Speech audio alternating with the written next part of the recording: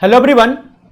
अभी जो आज के इस वीडियो में जो चीज मैं डिस्कस करने वाला हूं, जो सवाल मैं आप लोगों से पूछने वाला हूं, यह सवाल आप सभी बच्चों को, हर जेईएस पेरेंट को खुद से पूछना चाहिए। आपको पता है आप कितने दिन से तैयारी कर रहे हो, कितने दिन से जेई के लिए पढ़ रहे हो? आप 730 दिन से पढ़ रहे हो, 2 साल से पढ़ रहे हो। 730 दिन पढ़ने के बाद भी आप 35 सवाल अपने एग्जाम में नहीं कर पा रहे हो। 730 दिन में 35 सवाल आप तैयार नहीं कर पा रहे हो।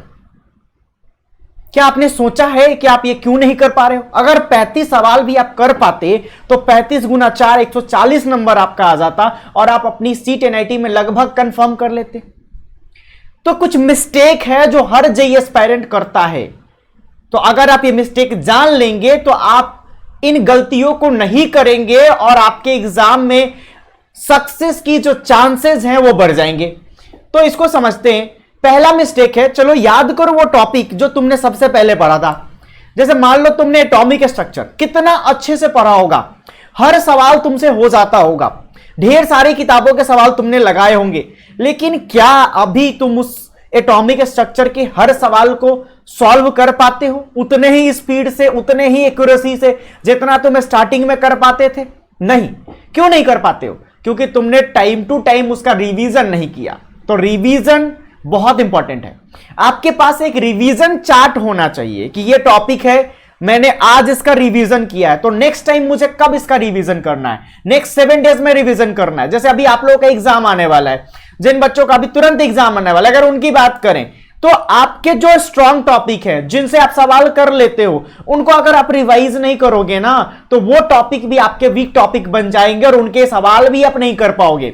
ये इंसान की फितरत होती है कि उसके पास जो होता है ना उसको ध्यान नहीं देता, उसकी इज्जत नहीं करता है। जो नहीं होता है ना उसके पीछे भागता है, उसको पाने की कोशिश करता है। तो अपनी चीजों की इज्जत करना सीखो। जो आपके पास है, जिन टॉपिक के सवाल आपसे हो जा रहे हैं उनको रिवाइज करो, ठीक है। और जो मैंने क्वेश्चन आपसे एराइज किया कि 730 दिन में आप 35 सवाल नहीं कर पा रहे हो, क्यों नहीं कर पा रहे हो? क्योंकि आपने कभी भी कोई टारगेट फिक्स नहीं किया। आपने ये नहीं सोचा कि कमिंग 7 डेज में, कमिंग 15 डेज में मुझे ये टॉपिक करने हैं, ठीक है। कोई भी बड़ी सफलता ना छोटे छोटे सफलताओं को मिला के बनाई जाती है। तो आपने वो छोटे छोटे प्लान नहीं बनाए, आपका वीकली प्लान, मंथली प्लान नहीं बना। आपने कभी सोचा नहीं कि आज के कमिंग 7 डेज में, कमिंग 15 डेज में मुझे ये टॉपिक कर लेने और इस हद तक करने हैं कि इसका कोई सवाल एग्जाम में आए तो मैं कर लूं।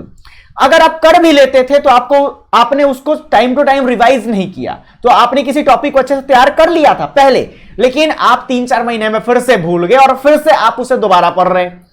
तो एक गलती है रिवीजन, दूसरी गलती है प्लानिंग की, और तीसरी गलती है किसी भी चीज को आप लोग लगातार फॉलो नहीं करते हो। कोई एक स्ट्रेटेजी जब तक आप 2 महीने, 3 महीने, 15 दिन, 20 दिन नहीं फॉलो करोगे तब तक कोई रिजल्ट उसका आपके सामने नहीं आएगा।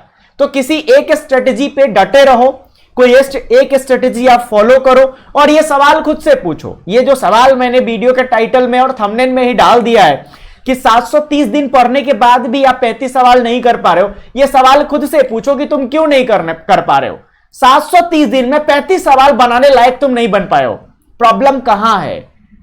क्या तुम आलतू फालतू की चीजें ज्यादा पढ़ते हो? जो चीज आपके एग्जाम के लिए करनी चाहिए क्या तुम वो नहीं करते हो? तो ये एक आपके पास लिस्ट होना चाहिए, ठीक है। ये सवाल तुम खुद से पूछो और कमेंट करो कि तुम क्यों नहीं कर पा रहे हो। मैं आपको पर्सनली रिप्लाई करूंगा, ठीक है। और अभी अगर आप एग्जाम दे रहे हो मई में, अप्रैल में, ठीक है, या 12 महीने के लिए ड्रॉप कर रहे हो तो आप अनअकैडमी का प्लस ज्वाइन कर सकते हो। अगर आप अभी इस साल एग्जाम दे रहे हो जेईई मेन 2021 में तो आप 3 महीने का प्लस कोर्स ले सकते हो। मेरा कोड यूज करोगे, ऊपर कोड दिया हुआ है, मेरा नाम, मेरा कोड है, मैक्सिमम डिस्काउंट मिलेगा और साथ ही साथ मेरे साइड से आपको पर्सनल गाइडेंस भी दिया जाएगा, फ्री पर्सनल गाइडेंस प्रोवाइड किया जाएगा। जो बच्चे ड्रॉप कर रहे हैं या क्लास 12th में, वो 12 महीने का प्लस कोर्स लेंगे, पूरे साल में उनको पर्सनली गाइड करूंगा, ठीक है। तो इस वीडियो में इतना ही, बाय बाय।